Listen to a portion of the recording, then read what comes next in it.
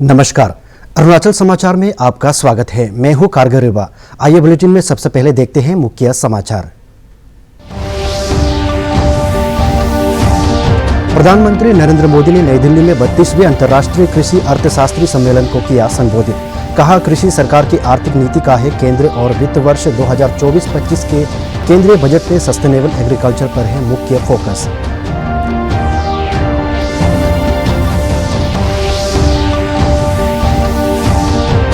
केंद्रीय मंत्रिमंडल ने 4 लेन की गुवाहाटी रिंग रोड परियोजना सहित देश की 8 महत्वपूर्ण national high road speed corridor परियोजनाओं को दी मंजूरी। केंद्रीय सूचना एवं प्रसारण मंत्री अश्विनी वैष्णव ने कहा कि इस प्रोजेक्ट से देश की आर्थिक वृद्धि को मिलेगी गति और बढ़ेंगे रोजगार के अवसर।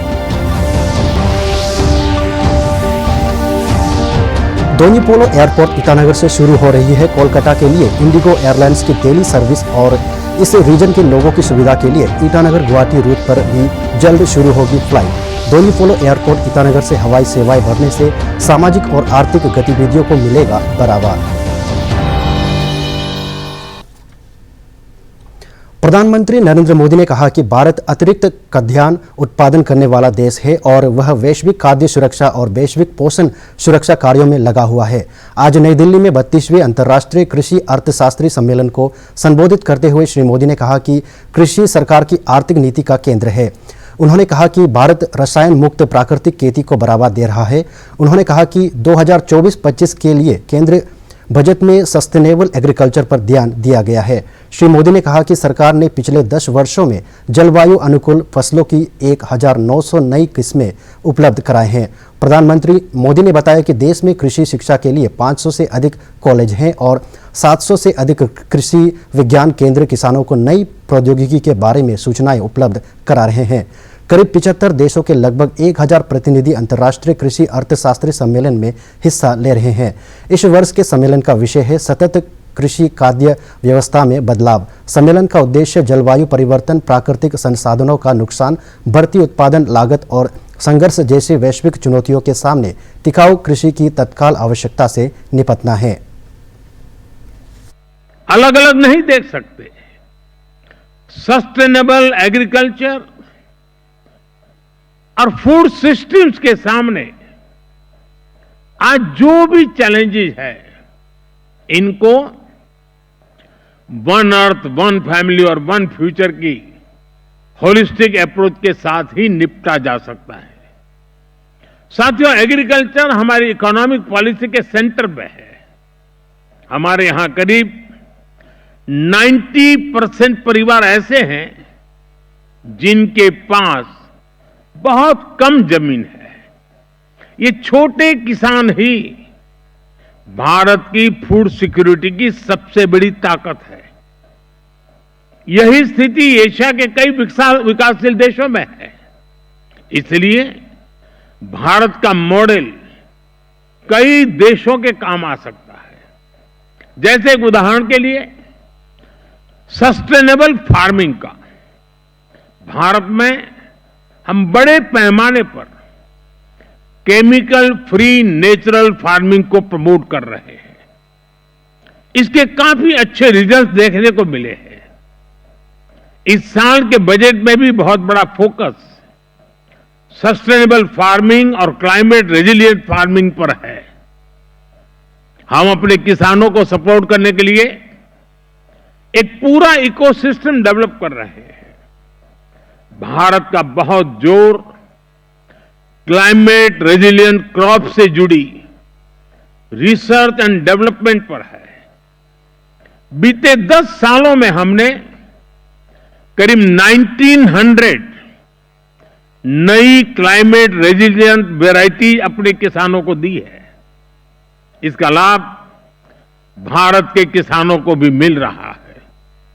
हमारे यहां राइस की कुछ वैरायटीज ऐसी भी है जिनको ट्रेडिशनल वैरायटीज के मुकाबले 25% कम पानी चाहिए। हाल के वर्षों में हमारे यहां ब्लैक राइस सुपर फूड के रूप में उभरा है।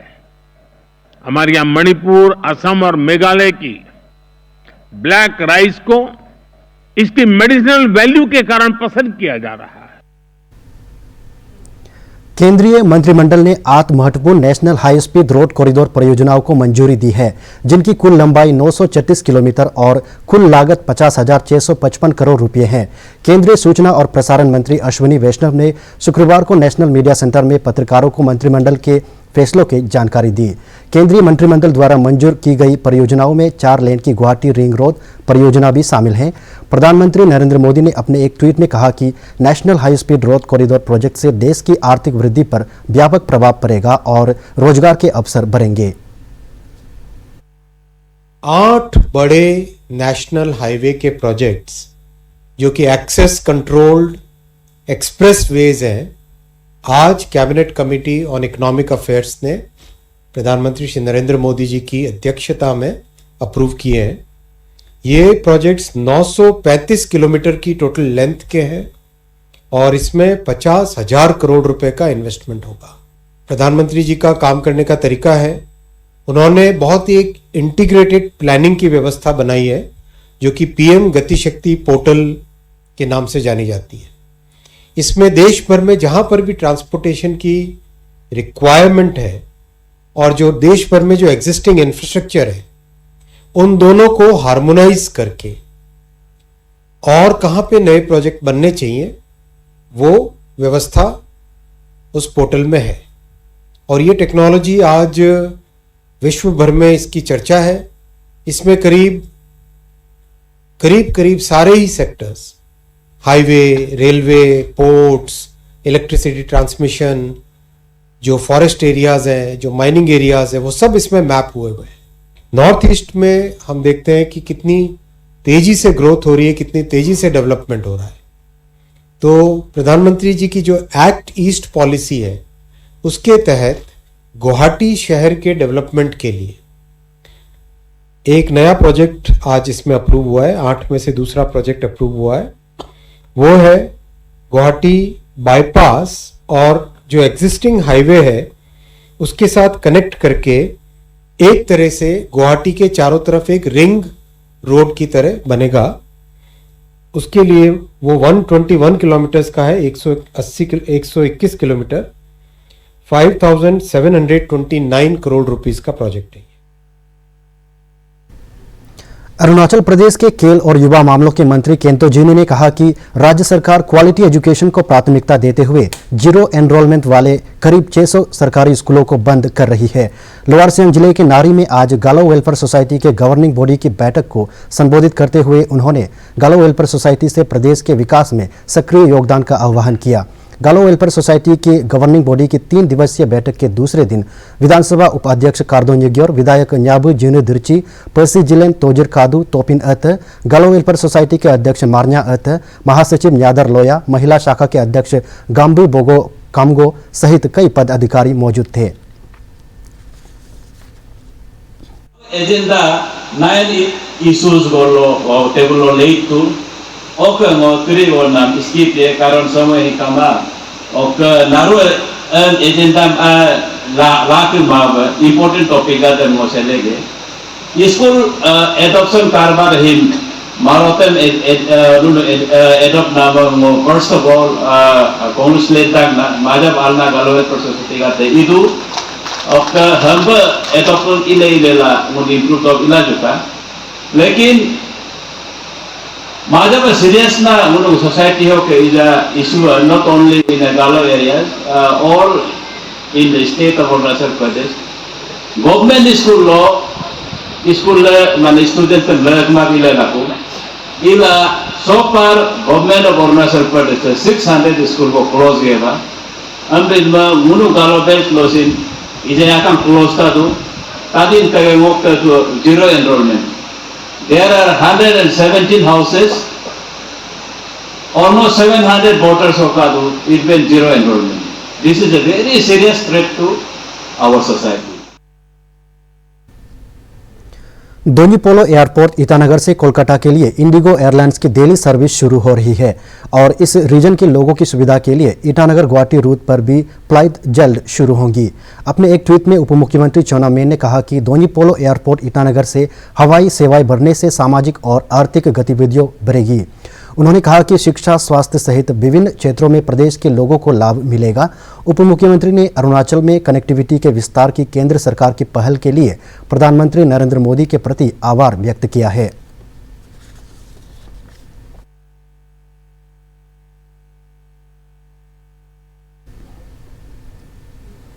अरुणाचल प्रदेश के पर्यटन मंत्री पासांग दोरजी सोना ने शुक्रवार को नई दिल्ली में केंद्रीय पर्यटन मंत्री गजेंद्र सिंह शेखावत से मुलाकात की।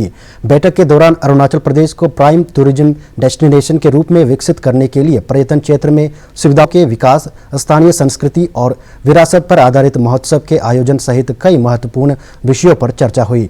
श्री सोना ने कहा कि स्थानीय समुदायों के हितों और प्राकृतिक सौंदर्य के संरक्षण को ध्यान में रखते हुए सरकार सस्टेनेबल टूरिज्म प्रैक्टिसेस पर जोर दे रही है। उन्होंने केंद्र सरकार के सहयोग से प्रदेश में आर्थिक विकास, जॉब क्रिएशन और रिच कल्चरल एक्सचेंज के अवसर पैदा होंगे।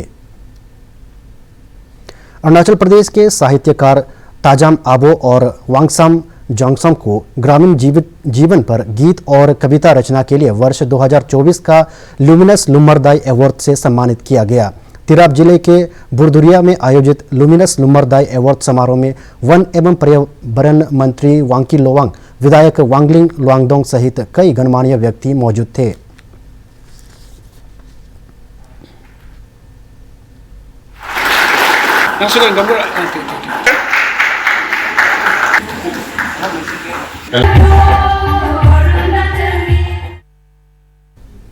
विधायक तांगवांग वांगहम ने लोंगडिंग जिले के पुमाओ अंचल का दौरा किया।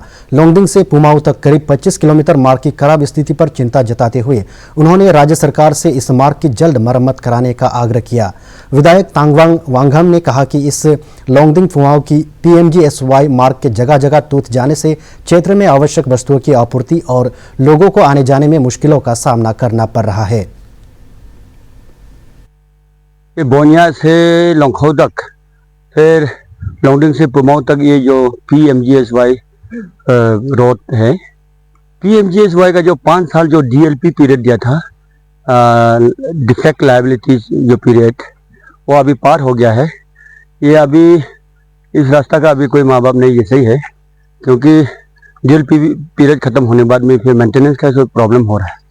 तो इसलिए मैं सरकार से रिक्वेस्ट करूँगा कि ये DLP पीरियड जिस रोड का, PMGSY रोड का जितना जो भी है DLP जिसका कंप्लीट हो गया, उन सब का रोड को जो मेंटेनेंस के लिए पैसा देना चाहिए सरकार। और मैं डिपार्टमेंट ऑफ RWD से भी ये रिक्वेस्ट करेगा कि इसको जल्दी ख़त्म करना है, कंप्लीट करना। अभी रेस्टोरेशन ये पुमाओ सर्कल से जुड़ा हुआ रास्ता है। पुमाओ सर्कल में 4-5 हज़ार पॉपुलेशन है। इसमें अभी चावल के लिए प्रॉब्लम हो रहा है। चावल पहुंचाना है गांव में, दवाई पहुंचाना है, बीमारी आदमी को हॉस्पिटल पहुंचाना है। ये रास्ता ब्लॉक हो चुका है पुमाओ साइड से, और ये साइड से काफ़ी लैंडस्लाइड से ख़राब हो गया। इस बार लैंडस्लाइड और ये रोड ब्लॉक बहुत ज़्यादा हुआ है, तो इसमें काफ़ी धनराशि लगेगा। तो सरकार से मैं रिक्वेस्ट करूँगा, अरुणाचल चीफ मिनिस्टर मेरा लोग पेमा खांडू साहब से और RW मिनिस्टर से भी रिक्वेस्ट करूँगा कि इसमें अच्छा एक रिपेयरिंग के लिए, मेंटेनेंस के लिए, रेनोवेशन के लिए पैसा देना चाहिए। नहीं तो ये सर्कल पूरा कट ऑफ हो जाएगा यहाँ पे दवाई पानी पहुँचाने में। भारतीय अंतरिक्ष अनुसंधान संगठन इसरो ने इंटरनेशनल स्पेस मिशन यानी भारतीय अमेरिकी अंतरिक्ष मिशन के लिए ग्रुप कैप्टन शुभांशु शुक्ला का मुख्य पायलट के रूप में चयन किया है। मिशन के लिए ग्रुप कैप्टन शुभांशु शुक्ला का चयन इसरो के मानव अंतरिक्ष उड़ान केंद्र और अमेरिकी अंतरिक्ष उड़ान कंपनी एक्सियोम स्पेस इंक के बीच हुए अंतरिक्ष उड़ान समझौते का परिणाम है, जबकि बैकअप पायलट के रूप में उनके साथ केरल के ग्रुप कैप्टन प्रशांत बालकृष्ण नायर को शामिल किया गया है। चयनित पायलट, जिन्हें गगनयात्री के नाम से जाना जाता है, अगस्त 2024 के पहले सप्ताह से शुरू होने वाले मिशन के लिए प्रशिक्षण लेंगे। इस मिशन से भारतीय मानव अंतरिक्ष कार्यक्रम को काफी लाभ मिलने की उम्मीद है।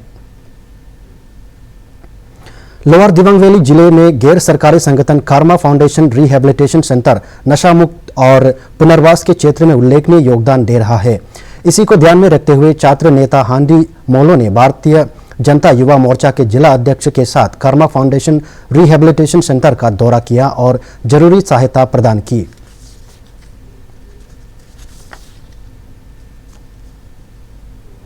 अपर सुबनसिरी जिला पुलिस ने नागरिक भाईचारा समिति का गठन किया है। इसका उद्देश्य स्थानीय समुदायों के सहयोग से प्रभावी पुलिसिंग को बढ़ावा देना है।